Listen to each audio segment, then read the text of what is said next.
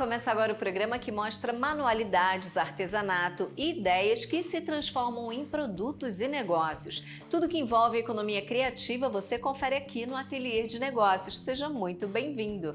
Hoje o nosso bate-papo será com Sidney Vitorino. Ele é um pesquisador em estratégias de empreendedorismo e já está aqui conosco. Mas antes nós vamos conhecer a história de superação do Flávio, que deixou o antigo emprego devido a burnout e por influência do filho, começou a produzir cajón, um instrumento de percussão feito de madeira. Vamos conferir? A gente às vezes não espera que as coisas vão acontecer na nossa vida e a gente acha que as coisas são sempre lineares, né? Mas elas não são. Eu tive um burnout no meu último emprego, vamos dizer assim, e nesse tempo de licença que eu fiquei, quando finalizou o ano, meu filho pediu um cajón de aniversário. Nós fomos a uma loja comprar. Meu nome é Flávio Torres Hildebrand, uso muito Flávio Torres, que é mais fácil, né? Eu tenho 50 anos, sou publicitário e por um acidente de percurso, que foi bom para mim, hoje eu tenho uma fábrica de cajón. Enquanto ele tocava o cajón ali para mostrar para a família, ele deixou um pouquinho o cajón na sala e subiu, foi pro quarto dele e eu fiquei sozinho com esse cajón na sala. E algo me disse no meu ouvido assim, né? Me falou no meu ouvido, olha que coisa fácil de fazer. Eu senti que tinha alguma coisa boa ali naquele negócio. E aí fui olhar dentro do cajón e realmente existe uma simplicidade na estrutura do instrumento. E no dia fiquei muito empolgado, no dia seguinte, foi a primeira experiência que eu tive em produção, fui num marceneiro amigo meu e falei, cara, eu preciso que você faça um caixote comigo. E aí a gente fez o primeiro cajón teste e daí em diante começamos a fazer novos modelos, né? O 2.0 e assim por diante, até eu chegar num modelo que era razoável para oferecer para alguém. Meu interesse por trabalhos manuais, ele era nulo, não existia isso. Eu não sabia arrumar um armário em casa, sabe porta de armário, a gente regula ali? Eu não sabia regular uma porta de armário em casa.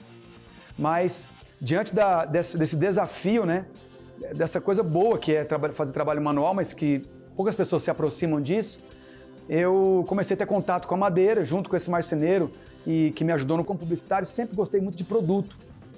Então, quando eu tive contato de verdade na produção, me deu um brilho nos olhos, sabe?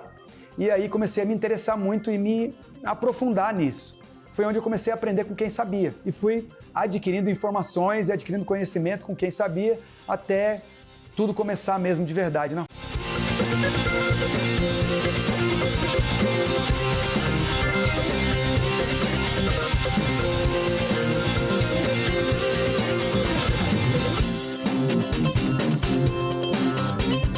Conheci um lojista na época, aqui em Brasília, e tive vontade de mostrar para ele o produto e contei para ele o que era que eu estava fazendo. Cara, eu sou um cara de Brasília que estou produzindo cajón, estou trabalhando com madeira nobre no tampão, trabalho com madeira nobre no corpo do cajón, estou desenvolvendo esse trabalho, eu queria saber se você queria conhecer esse produto. E o cara ficou muito empolgado, falou, cara, você é de Brasília? Sou. Meu irmão, eu já ajudei empresas que começaram de outros lugares, nunca tinha ajudado alguém de Brasília e eu queria fazer o primeiro pedido com você. Eu posso, mas levei um mostruário e ali ele já ficou com parte do mostruário, já encomendou um pedido, a gente até repetiu esse pedido mais tarde, ele vendeu muito bem e assim começou a história da Levi no mercado. Eu preciso estar aqui na produção, né, acompanhando a produção e trabalhando também, porque a parte de acabamento de tampão, que é a parte que mais se visualiza, é só você olhar aqui para os cajons, a parte que mais se visualiza num cajón é o tampão, é como se fosse a gola de uma camiseta, né? E então isso eu ainda sou responsável. Estou procurando um profissional para me substituir aqui para eu poder assumir o mercado melhor. Os cortes maiores eu ainda prefiro fazer na madeireira e trago para cá os cortes menores e aqui nas nossas máquinas a gente faz todos os ângulos que os cajons precisam e a gente começa o acabamento de montagem, lixação, emassamento, pintura, seladora, produção dos tampões, produção dos assentos e aí colocação dos acessórios, pezinho, a esteira que faz o som brilhoso, né? O brilho do cajón na frente do cajón, a parte de elétrica, instalação de elétrica, captação de som.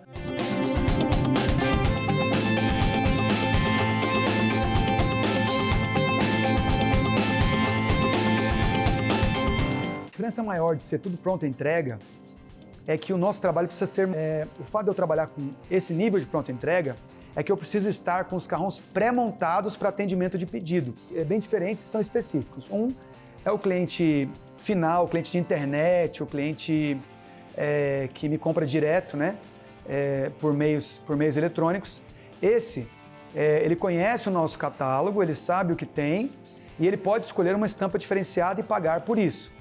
Já o meu cliente de loja, a gente faz uma pesquisa de tendência, né? Eu tenho um amigo designer que trabalha em parceria com a gente.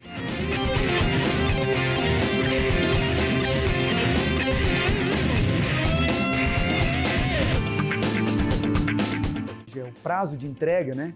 Desde o pedido até a entrega na loja para um cliente lojista, a gente pede 15 dias úteis. Mas a gente tem entrega em menos de 15 dias úteis. Tem entregado em média em 10 dias úteis. E tem coisas que tem pronta entrega mesmo, que nós já colocamos tampão, que já estão prontos, que a gente entrega dentro da semana do pedido. Já os clientes pessoa física, cliente de internet, esses a gente costuma fazer um trabalho de entrega, se possível, no dia seguinte, 2 dias depois, quando é Brasília, e quando é um cliente de fora, por exemplo, Mercado Livre, ou um cliente que vem pelo nosso site através do WhatsApp, a gente tenta produzir o carrão no dia seguinte e calcular o prazo médio de transporte até o cliente, se ele não é de Brasília. Eu trabalhei muito tempo com a área de confecção. E eu vi as camisetas estampadas, e eu sempre gostei muito de camiseta lisa. E eu falava, cara, por que as pessoas não exploram o tecido em vez de explorar só a estampa? E foi aí que veio a ideia de eu ter madeiras diferenciadas no nosso carrão. Então a gente começou a trabalhar com embuia, com ipê, com frejó, começamos a trabalhar com cerejeira, com mogno, no tampão frontal do carrão. Nós usamos vários tipos de matéria-prima. A principal é o compensado e o MDF. O compensado a gente utiliza ele em várias... Normalmente o corpo do carrão ele é de suma uma ou paricá, são duas madeiras bem leves, com densidade muito boa para reverberação de som. E o compensado de 4 milímetros ele é utilizado normalmente para tampão, para o toque, né, que é a pele do carrão, onde o músico toca, para reverberar para o resto do... O MDF nós trabalhamos normalmente com o MDF cru de 6 milímetros, que é que compõe os nossos carrões, todos os nossos modelos que são de MDF. Em dezembro de 2019, eu saí da garagem de casa, ou melhor, do fundo lá de casa, que já tinha saído da garagem, ido para o fundo de casa. Eu comprei esse local aqui na época, e ele estava sem utilização, e a gente não conseguia alugar, e eu tive uma ideia, falei, cara, eu vou transformar aquele local numa fábrica. Era um lote com uma casa no fundo, e eu transformei esse local. Quando eu mudei de local, parece que tudo mudou, porque virou uma coisa mais profissional, eu pude adquirir outras máquinas, teve espaço, eu saía de casa para trabalhar, e aí comecei eu mesmo a atender clientes. Quando eu comecei a atender os clientes, eu comecei a ver que a parte de marketing, publicidade, a minha área comercial, já tendo trabalhado com confecções, a área comercial, tendo trabalhado com investimentos e contas em banco, ela veio à tona. Eu pude pesquisar, estudar, fui para o Peru para conhecer, fui em missões para lá mesmo para conhecer, deixei um carrão meu no Peru e trouxe um carrão peruano para cá, para, entre aspas, profeticamente eu conhecer o produto, o que é o carrão verdadeiro, que o carrão nasceu no Peru, é um instrumento afro-peruano. Então eu precisava conhecer a essência do carrão, Nós pretendemos sim desenvolver outra linha de produto. A gente tem hoje os carrões como um grande desafio ainda, né?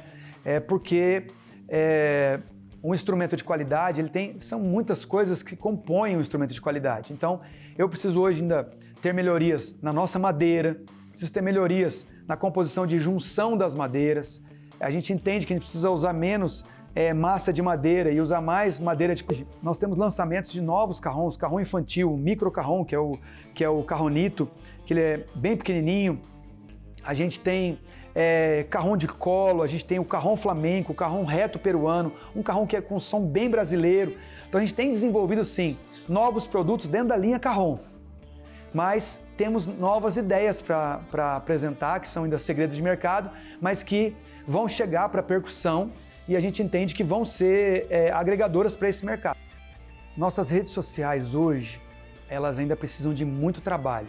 Eu não tenho uma pessoa específica fazendo. Apesar de não fazer programação de postagem, a gente tem acompanhamento diário e vai alocando essas publicações de acordo com a nossa própria produção e nosso próprio atendimento. Hoje, nosso negócio ele é divulgado no boca a boca. O cliente tem passado para cliente muito, né? Os clientes lojistas um pouco menos, eles divulgam que tem o produto e isso faz com que outros lojistas queiram ter o produto também, porque isso é natural do mercado. Mas a gente é muito divulgado também pelas plataformas, né, como o Mercado Livre, por exemplo, e a gente é muito divulgado no boca a boca do cliente pessoa física, do cliente músico que toca o nosso instrumento, faz suas publicações em suas próprias redes sociais, dizendo que trabalha com a Levi Percussion já, o tempo que trabalha.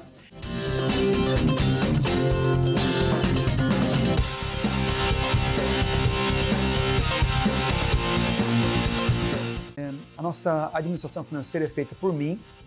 Eu já tive um contador na época da abertura da empresa, ele continuou, fez um trabalho um pouquinho mais continuado no começo, mas depois ficou comigo mesmo. Eu, como microempreendedor, ainda dou conta de cuidar disso, mas também é outra visão que nós temos para o futuro, né?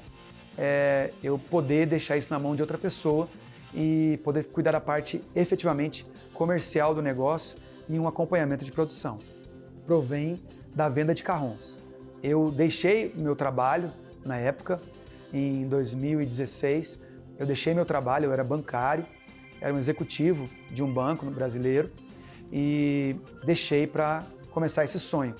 Eu tinha uma reserva financeira familiar e também tive uma reserva financeira vinda do próprio processo que ocorreu ali nos bancos que eu trabalhei, concomitantemente com o meu começo, aquele burnout, eu saí do banco e comecei a trabalhar por conta, entrou esse recurso financeiro que me deu uma sustentação no primeiro período de trabalho nosso, que eu pude vender e começar a gerar receita para manter o negócio.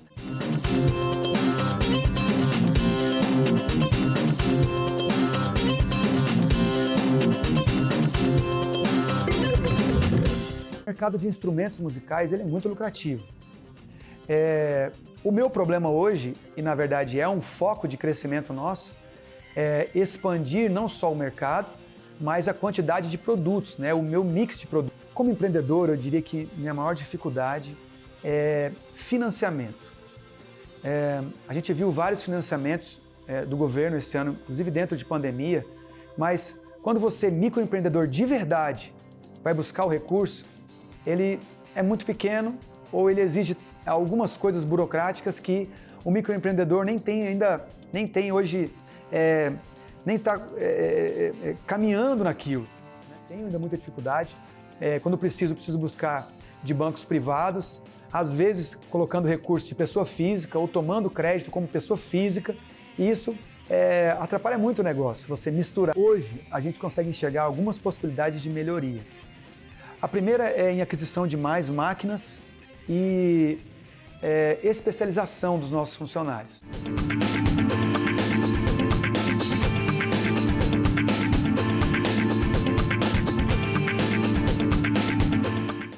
O futuro do nosso negócio hoje está muito ligado ao mercado, por ser um pequeno empreendedor.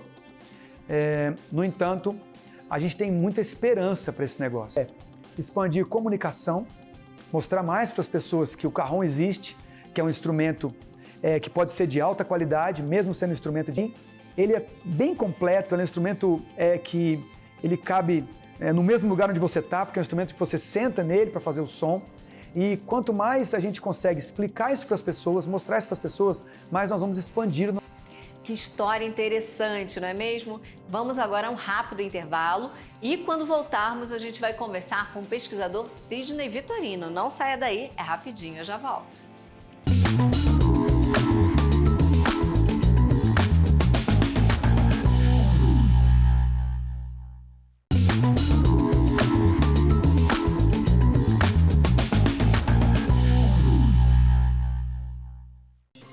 Olá, estou de volta ao Ateliê de Negócios, que mostra iniciativas empreendedoras relevantes à base de habilidades manuais e ideias criativas. Iniciativa bacana essa do Flávio, não é mesmo? Vamos conversar agora com o Sidney. Sidney, seja muito bem-vindo. Olá, muito obrigado.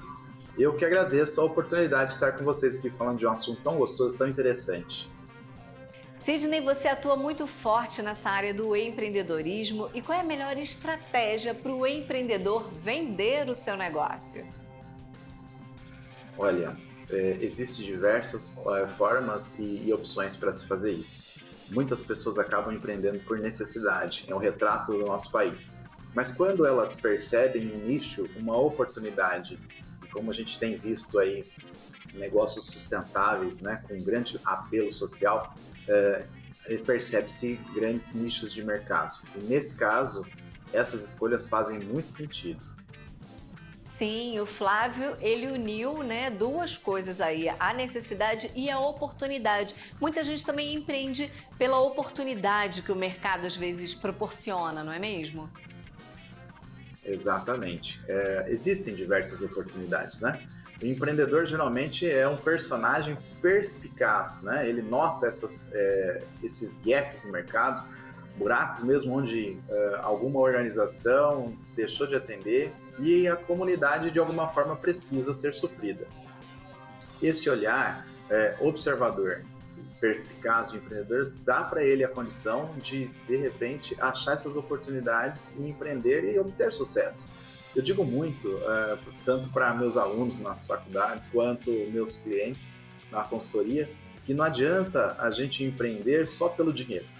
Quando nós fazemos algo que dá sentido para a gente, dá sentido para quem a gente está atendendo, que é o mais importante, a chance de sucesso aumenta exponencialmente, porque nós vamos atender de fato a necessidade de alguém, de um público específico, né? E o mundo está carente disso. O consumidor não aceita mais comprar simplesmente porque você tem algo que pode ser de qualidade. Isso é básico, isso todo mundo já espera ser atendido. O preço também já não é um fator tão preponderante, porque as pessoas estão acostumadas a ser seletivas. Agora, quando a gente soluciona um problema em que muitas vezes está ficando a desejar, o sucesso é quase garantido. Obviamente que existe uma necessidade de um bom planejamento, uma estratégia bem feita, uma análise de mercado, um olhar para dentro, organizar bem a empresa, projetar ela para o mercado, ter uma equipe bem preparada, investimento em recursos, tanto os humanos quanto recursos de infraestrutura, tudo isso é muito importante. Mas, se você não tiver um nicho de mercado específico com uma necessidade para ser atendido, você será só mais um.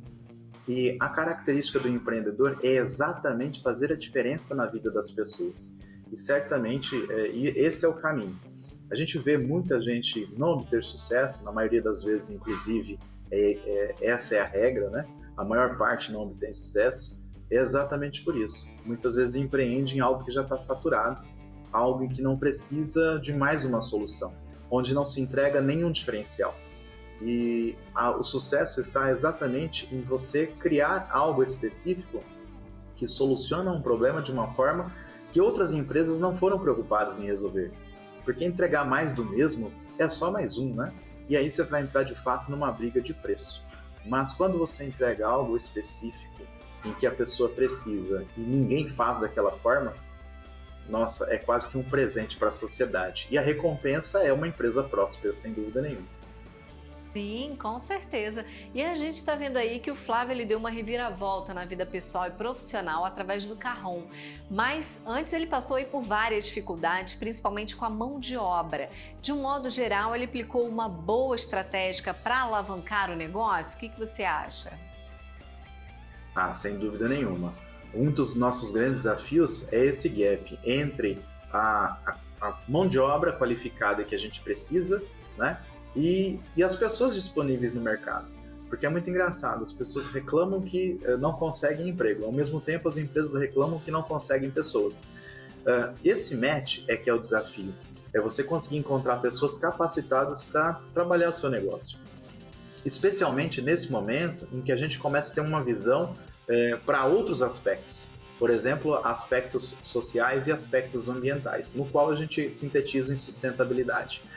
Se a pessoa a ser contratada não tem nos valores dela essas questões de sustentabilidade, dificilmente ela vai conseguir colocar na prática aquilo que está na cabeça e no coração do empreendedor. Então, superar essas limitações de mão de obra, eu diria que é um dos primeiros e maiores desafios que o empreendedor tem. E é constante, porque ainda que você contrate hoje, se a empresa dá certo, você precisa contratar mais pessoas. Se ela continua dando certo, você precisa especializar as pessoas que você tem. Então, o investimento em recursos humanos é um dos primordiais para que você tenha uma resposta positiva para o seu mercado. Você também tem que ter uma atenção muito grande às questões de marketing. Não é comunicar por comunicar, não é contar por contar que você tem um negócio, mas é efetivamente você contar para o seu consumidor, para o seu público-alvo específico, aquilo que você faz diferente e agrega valor. Aquele problema que você pode solucionar na vida dele. Nós chamamos de a dor do cliente. Nós falamos que uma das estratégias mais interessantes é trabalhar, por exemplo, com o Business Model Canvas, que é um modelo de estratégia de você criar uma modelagem de um negócio. Ele é muito simples e muito fácil de usar, mas tem um significado extremo. O resultado é muito bom. E ele tanto pode ser usado numa microempresa, uma empresa MEI, onde trabalha só indivíduo, ou uma multinacional, ou uma empresa globalizada, como uma Uber, uma McDonald's, etc. É uma ferramenta muito simples e talvez na boca de alguns aí até mágica, mas ela torna isso muito palatável para o empreendedor e de uma forma muito esclarecida, tanto para ele quanto para o consumidor, porque não só sintetiza, como alinha, né, os objetivos da organização com as necessidades do cliente. Sim, ótima dica essa que você deu agora. Sidney, em suas pesquisas você consegue identificar perfil de empreendedor do Flávio? Sim, sem dúvida nenhuma. Ele é um empreendedor bastante ousado, né, que assume a responsabilidade daquilo que está fazendo. Ele tem a percepção de identificar necessidades no mercado e, especialmente, estar antenado às novidades, né? Porque a gente vê situações dramáticas onde organizações tradicionais acabam indo à bancarrota porque elas não estão dispostas a mudar. E o Flávio, a gente vê que é alguém que saiu do mercado, um profissional maduro, que sai do mercado para empreender, assumindo a responsabilidade de fazer a diferença, não só na vida dele, mas de outras pessoas. Isso, obviamente, é engraçado que, para nós empreendedores, parece que isso é tão comum, né? Então, a gente olha para os outros e acha que todo mundo tem isso. Enquanto, na verdade, não. A gente encontra aí, às vezes, numa proporção de 3 para 10, de pessoas que têm intrínsecas nelas essa característica de assumir desafio com responsabilidade, visão ampla do futuro e de proatividade, né? E uma coisa é você dizer eu faço, outra coisa é você fazer de fato. E depois de feito, quando dá errado, você assumir a responsabilidade daquilo. E o empreendedor tem essas características, né? Assumir um risco controlado, ainda numa visão de futuro que para ele é claro, mas às vezes para as outras pessoas isso é completamente invisível, e ele é determinado, né? Ele mantém aquele limiar e vai aparando as arestas de acordo com a necessidade. Essa é uma característica que a gente identifica facilmente neste empreendedor e certamente foi o que fez a diferença para o sucesso e para o êxito dele, sem dúvida nenhuma. É notável isso nele. Sim, e o Brasil está entre os 7 países que mais empreendem no mundo. O Flávio trouxe para o negócio dele um instrumento muito usado na música latina, no rock, no pop, ritmos mundiais, né? Como você vê o futuro do negócio do Flávio? Como ele poderá levar o seu talento para o mundo todo? Olha, eu acho formidável. Cada vez mais nós temos um mundo globalizado, antenado e sinérgico. Às vezes, nós fazemos uma coisa local achando que não vai ter impacto, né? E a gente vê essa falha, às vezes, muito frequente em alguns empreendedores, que colocam em seus negócios o nome, às vezes, da rua de onde ele mora, sem imaginar que daqui a pouco ele pode estar atravessando fronteiras de país, né? Isso é muito comum. É uma coisa que a gente tenta corrigir logo no início do negócio. Mas, quando a gente vê o Flávio, que colocou o nome do negócio exclusivamente no produto, a gente vê que ele tem foco. E quando a gente vê esse foco num segmento tão específico, ele atravessa fronteiras. Não importa se ele está vendendo, falando em árabe, em japonês, em português, o que importa é aquela pessoa que tem determinada necessidade, independente de onde ela está. Então, ultrapassar barreiras geográficas, para ele, vai ser uma coisa quase que natural. Eu acredito que ele já tenha percebido isso e já faça parte dos planos dele. Mas, muito provavelmente, ele vai, com certeza, atravessar essas fronteiras. A musicalidade brasileira, ela é reconhecida mundialmente.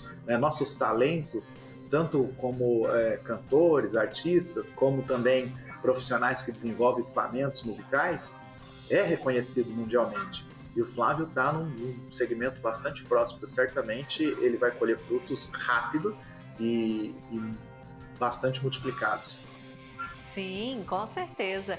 No início, Flávio vendia seus carrões para os amigos e conhecidos, mas depois ele começou a expandir o seu negócio networking, alcançando um novo público. Na sua visão, ele obteve uma boa estratégia?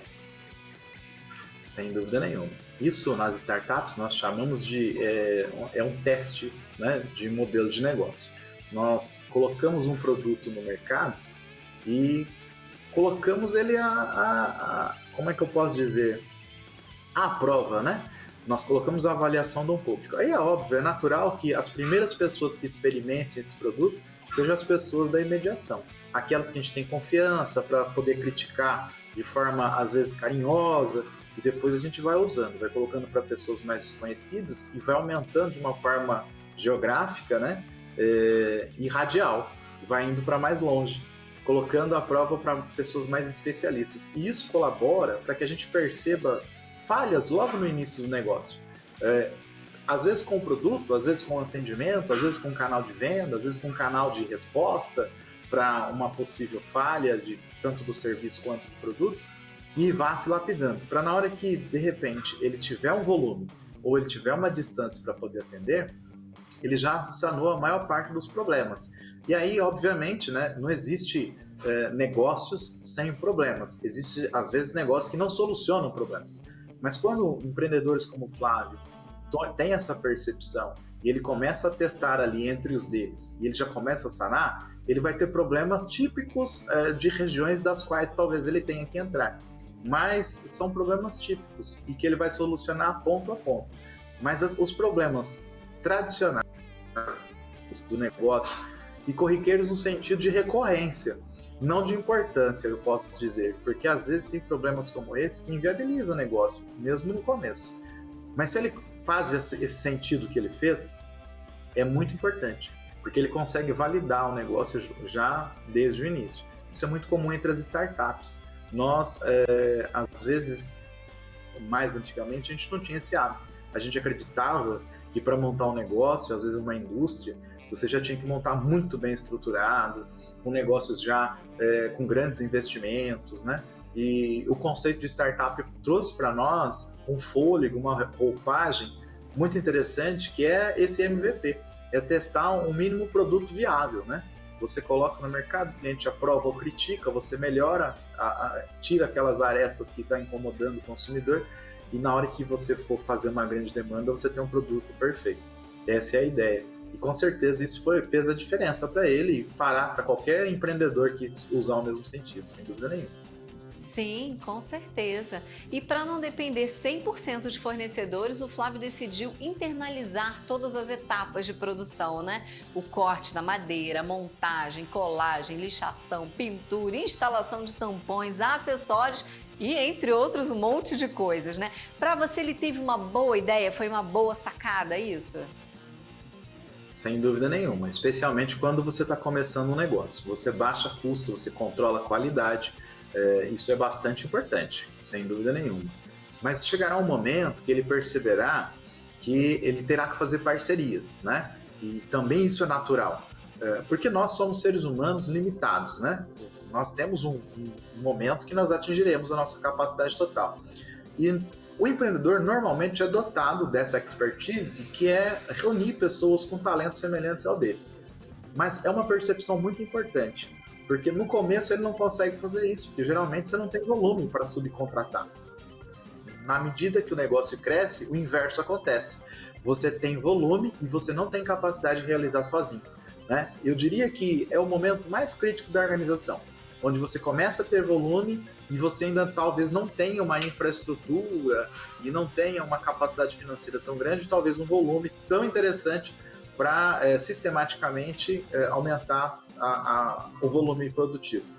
Mas com uma dose controlada, né, e muito bem organizado financeiramente e de forma produtiva, ele consegue alinhar isso. Ele chegará nesse momento, ele perceberá que ele vai ter que fazer algumas parcerias, terceirizar algumas partes. Normalmente nós terceirizamos as partes que tomam tempo, mas não agregam valor, e o core business da organização a gente acaba mantendo. E aí, provavelmente, exatamente um dos processos mais importantes da produção desse instrumento, ele vai segurar na mão dele, certamente. Né? Que é exatamente aquilo que dá a essência da habilidade dele, né? Do artesão. E Sidney, ideias como a do Flávio, com produtos feitos à mão, são uma tendência? Sem dúvida nenhuma, cada vez mais. E eu diria que, além de uma tendência, uma grande oportunidade de empreender. A gente vê isso em todos os segmentos, seja no segmento têxtil, onde a gente vê muitas mulheres aí bordadeiras, seja no segmento alimentício, especialmente pós-pandemia, nós descobrimos, né, talentos guardados na gaveta aí. Nós tínhamos verdadeiros chefes de cozinhas escondidos aí em alguns condomínios, nós tínhamos professores, às vezes de música, professores de línguas, um monte de habilidades foram colocadas aí à mostra e a serviço da população. E isso é formidável. O mais interessante disso é que a gente tem uma exponencialização. A gente tem uma conexão entre profissionais especialistas que se aprimoram e a gente tem a possibilidade também de ter serviço acessível. Especialmente em serviços que dá para fazer de forma virtual, você não tem fronteira, né? Isso traz para a gente uma possibilidade infinita de realização de negócios e serviços. Quando a gente trata serviços que podem ser gravados ainda, a replicabilidade aí é imensurável, né? Os ganhos são com certeza sem precedente. E sem dúvida nenhuma, os trabalhos artesanais, né, ou os trabalhos laborais, individuais, são não só uma tendência, como uma grande oportunidade de empreendedorismo. E é engraçado que não só no Brasil, viu? Isso é uma tendência mundial. Cada vez mais as pessoas valorizam aquelas coisas personalizadas. A gente percebe, inclusive, que a grande indústria, né, que vende em escala, fabrica e vende em escala, começa a valorizar. A gente vê marcas famosas aí de estilistas, marcas famosas de roupas e tênis, tendo a possibilidade do consumidor entrar no seu site e personalizar aquele ou tênis, ou uma blusa, ou uma bermuda. A gente já vê, inclusive, marcas nacionais fazendo isso. Por quê? É a percepção do consumidor de querer ter uma identidade, de querer ter uma característica que é dele. E, obviamente, isso é muito mais fácil para um empreendedor individual ou pequeno, porque ele se movimenta com muita facilidade. Ele atende um perfil de cliente, se o público muda, né, ou transita, ele consegue facilmente pivotar. Né? Hoje, se ele faz blusa, a partir de amanhã ele começa a dar um aproveitamento de material e fazer bolsas. E para a grande empresa isso já é um pouco mais desafiador, porque a adaptação exige uma escala de adaptação. Mas também é um movimento que a gente vem notando, desde a grande indústria quanto o pequeno empreendedor, sem dúvida nenhuma. Oportunidades, então, aí para os artesãos. Sidney, o programa está chegando ao fim, mas eu quero te agradecer imensamente pela sua participação. Aproveita para deixar aí uma mensagem para quem está nos assistindo nesse momento. Olha, para mim foi uma honra poder ter participado como empreendedor há mais de 20 anos, um pesquisador, cientista na área de estratégia e inovação. Para mim é uma honra sempre conversar desse assunto, sempre me estimula muito.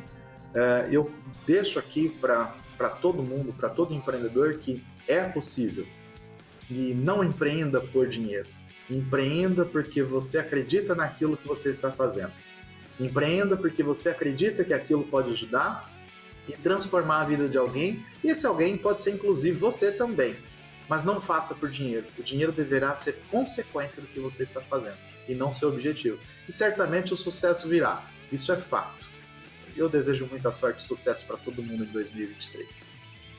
Tá certo. E para você que esteve com a gente até aqui, nosso muito obrigada também pela audiência, pela companhia e continue com a gente aqui no canal Empreender, que você já sabe, né? assistir já é um bom negócio. E eu te espero no próximo Ateliê de Negócios. Tchau, tchau!